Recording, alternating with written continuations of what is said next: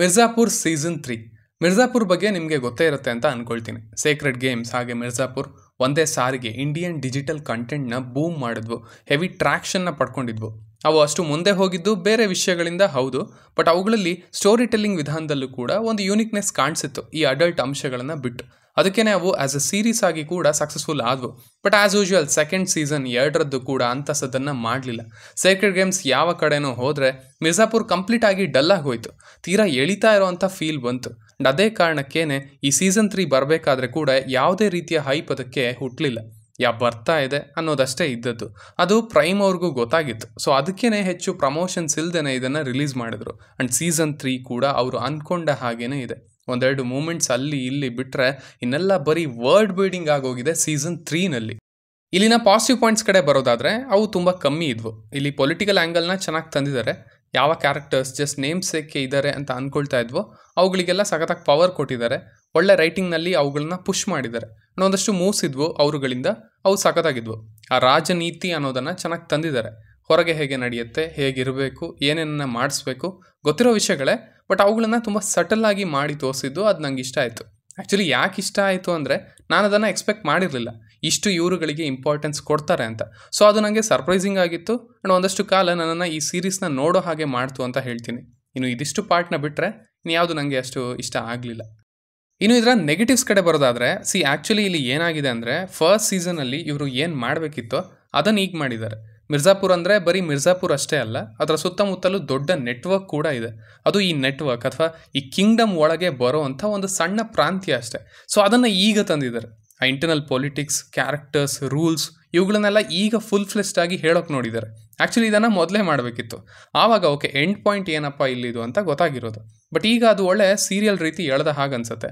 ತುಂಬ ಫೋಸ್ಟ್ ಆಗಿ ತಂದಿರೋ ಹಾಗೆ ಕಾಣುತ್ತೆ. ಆಮೇಲೆ ಇದರ ಡೆಸ್ಟಿನೇಷನ್ ಏನು, ಕೊನೆ ಏನು ಅದೇ ಗೊತ್ತಾಗಲ್ಲ. ತ್ರಿಪಾಠಿ ಅಲ್ಲ, ಅದಕ್ಕಿಂತ ಮುಂದೆ ಈಗ ಹೋಗ್ತಾನೆ ಹೋಗುತ್ತೆ. ಆ್ಯಂಡ್ ಆ ಕುರ್ಚಿ ಪವರ್ ಸಿಕ್ಕರೂ ಕೂಡ ಅದೇನೋ ಅಲ್ಲ ಅನ್ನೋ ಥರ ತೋರಿಸಿದ್ದಾರೆ. ಸೊ ಈ ಆ್ಯಕ್ಚುಯಲ್ ಸೀರೀಸ್ನ ಗುರಿ ಏನಿತ್ತು ಅದೇ ಕಳೆದು ಹೋದ ಹಾಗೆ ಕಾಣುತ್ತೆ. ಕನೆಕ್ಟ್ ಆಗೋದಕ್ಕಾಗಲ್ಲ. ಇದು ಹೇಗೆ ಸ್ಟಾರ್ಟ್ ಆಯಿತು, ಯಾವ್ಯಾವ ಕ್ಯಾರೆಕ್ಟರ್ಸ್ ಇದ್ವು, ಎಷ್ಟಕ್ಕೆ ಸೀಮಿತ ಆಗಿತ್ತು, ಈಗೆಲ್ಲಿಗೆ ಹೋಗ್ತಾ ಇದೆ, ಈ ರೀತಿ ಒಂದು ಫೀಲಿಂಗ್ ಬರ್ತಾ ಇರುತ್ತೆ ನೋಡಬೇಕಾದ್ರೆ. ಆ್ಯಂಡ್ ಆ ಫೀಲಿಂಗ್ಗೆ ಕೊನೆನೇ ಇರಲ್ಲ. ಆ್ಯಂಡ್ ಆಲ್ಸೋ ಈ ಸೀರೀಸ್ನ ತುಂಬ ಮೆಲೋಡೌನ್ ಮಾಡಿದ್ದಾರೆ. ಮಿರ್ಜಾಪುರ್ ಫಸ್ಟ್ ಸೀಸನಲ್ಲಿ ಒಂದು ಫ್ಲೇವರ್ ಏನಿತ್ತು ಅದಿಲ್ಲ ಇಲ್ಲಿ. ಕ್ಯಾರೆಕ್ಟರ್ಗಳೆಲ್ಲ ತಮ್ಮ ಸೋಲ್ನ ಕಳ್ಕೊಂಡಿದ್ದಾವೆ. ಕನೆಕ್ಟ್ ಆಗೋದಕ್ಕೆ ಒಂದು ಕ್ಯಾರೆಕ್ಟರ್ ಕೂಡ ಇಲ್ಲ, ಇವನ್ ಗುಡ್ಡು ಬಯ್ಯನೂ ಸೇರಿಸಿ. ಸೊ ಸೀರೀಸ್ನ ಕಂಟಿನ್ಯೂ ಮಾಡೋದಕ್ಕೆ ಒಂದು ಮೋಟಿವೇಶನ್ ಅಂತ ಬೇಕಲ್ವಾ, ಅದನ್ನೇ ಎಲ್ಲೋ ಸೀರೀಸ್ ಕಳ್ಕೊಂಡಿದೆ ಅಂತ ಅನ್ಕೊಳ್ತೀನಿ. ಟೋಟಲ್ ಗುರಿಗಳೇ ಬದಲಾಗಿದ್ದಾವೆ, ಕಥೆಯ ಕಂಟ್ರೋಲ್ ಚೇಂಜ್ ಆಗಿದೆ, ಅಸೆಡ್ ಫ್ಲೇವರ್ ಕೂಡ ಕಳೆದು ಹೋಗಿದೆ. ಸೊ ಇವುಗಳಿಂದ ಈ ಸೀಸನ್ ತುಂಬ ಡಿಸಪಾಯಿಂಟ್ ಮಾಡ್ತು. ಆ್ಯಕ್ಚುಲಿ ನನಗೆ ಸೆಕೆಂಡ್ ಸೀಸನಲ್ಲೇ ಇಂಟ್ರೆಸ್ಟ್ ಹೋಗಿತ್ತು. ಗುಡ್ಡು ಬಯ್ಯನ ಫುಲ್ ಅನ್ಲೀಶ್ ಮಾಡಿ ಅವನಿಗೆ ಒಂದು ಗುರಿನ ಕೊಟ್ಟು ಅಲ್ಲಿಗೆ ಅದನ್ನು ಮುಗಿಸ್ಬೇಕಿತ್ತು. ಬಟ್ ಅಣ್ತಮ್ಮಂದ್ರು ಮುಂದಿನ ಸೀಸನ್ಗೆ ಅಂತ ಅದನ್ನು ಹಿಂದೆ ಹಾಕಿ ಅವನನ್ನು ಎಲ್ಲೆಲ್ಲ ಸುತ್ತೋ ಹಾಗೆ ಮಾಡಿದ್ರು. ಆ್ಯಂಡ್ ಈ ಸೀಸನ್ ಅದಿನ್ನೂ ಹಾಳಾಗಿದೆ ಅಂತ ಹೇಳ್ಬೋದು. ಒಂದು ಸೀರೀಸ್ನಲ್ಲಿ ನಿಮಗೆ ಇಷ್ಟ ಆದಂಥ ನಿಮ್ಮ ಅಟೆನ್ಷನ್ನ ಪಡ್ಕೊಂಡಂಥ ಕ್ಯಾರೆಕ್ಟರ್ಸ್ನ ಮುಂದೆ ನೀವೇ ರೆಕಗ್ನೈಸ್ ಮಾಡೋದಕ್ಕಾಗಲಿಲ್ಲ ಅಂದರೆ, ಅವುಗಳಿಗೆ ಕನೆಕ್ಟ್ ಆಗೋದಕ್ಕಾಗಲಿಲ್ಲ ಅಂದರೆ ಅದಕ್ಕಿಂತ ಹಿನ್ನಡೆ ಇನ್ನೊಂದಿಲ್ಲ ಆ ಸೀರೀಸ್ಗೆ. ಅನ್ಫಾರ್ಚುನೇಟ್ಲಿ ಅದು ಇಲ್ಲಿ ಯಥೇಚ್ಛವಾಗಿ ಆಗಿದೆ. ಇನ್ನು ಗೋಲು, ಆ್ಯಕ್ಚುಲಿ ಅವರು she is A good actress, but ಈ ರೋಲ್ಗೆ ಅವರು ಸೂಟ್ ಆಗಿಲ್ಲ. ಈವನ್ ಸೆಕೆಂಡ್ ಸೀಸನಲ್ಲೂ ಸಹ ಅದಾಗಿತ್ತು. ಮತ್ತು ಅಷ್ಟಕ್ಕೆ ಬಿಟ್ಟು ಇನ್ನೊಂದು ಸೀಸನ್ಗೆ ಒಂದು ಟೀಸ್ ಕೂಡ ಮಾಡಿದ್ದಾರೆ. ಬಟ್ ಅದನ್ನು ನೋಡೋದಕ್ಕೆ ಯಾವುದೇ ಥರದ ಮೋಟಿವೇಶನ್ ಕೊಡೋದಿಲ್ಲ ಈ ಸೀಸನ್. ಸೊ ಸಿಂಪಲ್ ಆಗಿ ಹೇಳೋದಾದರೆ ಸೀರೀಸ್ನಲ್ಲಿ ಏನೂ ಇರಲಿಲ್ಲ. ಒಂದೆರಡು ಮೂಮೆಂಟ್ಸ್ ಹಾಗೆ ಆ ಪೊಲಿಟಿಕಲ್ ಆ್ಯಂಗಲ್ ಅಷ್ಟು ಬಿಟ್ಟರೆ ಇದು ಎಂಗೇಜಿಂಗ್ ಆಗಿ ಕೂಡ ಇರಲಿಲ್ಲ.